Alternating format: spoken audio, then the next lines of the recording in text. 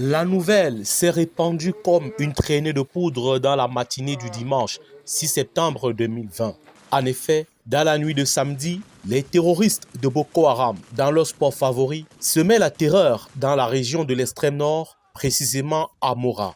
Le bilan sera lourd de conséquences et 2 de nos vaillantes forces de défense vont perdre la vie, parmi lesquelles un digne fils de Njombe dans le département du Mungo, Lolomédoun Banen François, soldat de 2e classe du bataillon d'intervention rapide, tombé les armes à la main alors qu'il défendait l'intégrité du territoire national. Né le 16 mai 1994 à Njombe, ce jeune monsieur arrivé à peine à la fleur de l'âge va intégrer le corps des forces de défense en juillet 2019. C'est dans les mois et la désolation que la nouvelle est accueillie dans sa famille, comme le décrit son père. C'est son cousin qui est policier à Bertois qui m'a annoncé le décès. Il m'a dit, papa, il y a une mauvaise nouvelle. J'ai dit qu'il n'y a pas de mauvaise nouvelle. Quelqu'un avait dit qu'il n'y a pas de mauvaise nouvelle.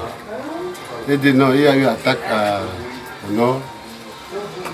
Il paraît qu'Ndoun doit être parmi les cadavres. Il dit bon, c'est donc pas une nouvelle nouvelle. Il a choisi d'être militaire.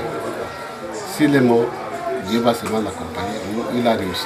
La grande famille de Kanan Banga Première s'est rendue dans cette famille pour exprimer ses condoléances auprès de Gaston Masso, frère aîné du disparu et en service comme caméraman dans la chaîne de télévision. Le jeune François, qui avait un avenir reluisant dans l'équipe de la fanfare de son arrondissement, a fait également des humanités du côté de Douala auprès de son tuteur, M.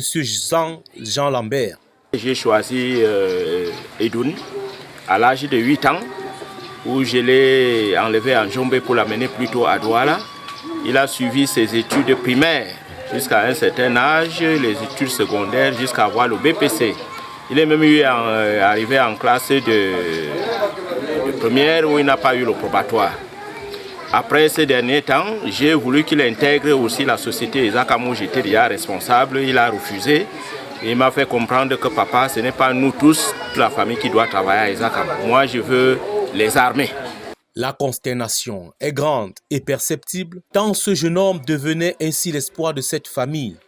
Mon petit frère, Franco Ndoumbanen, était du corps et défendait la patrie.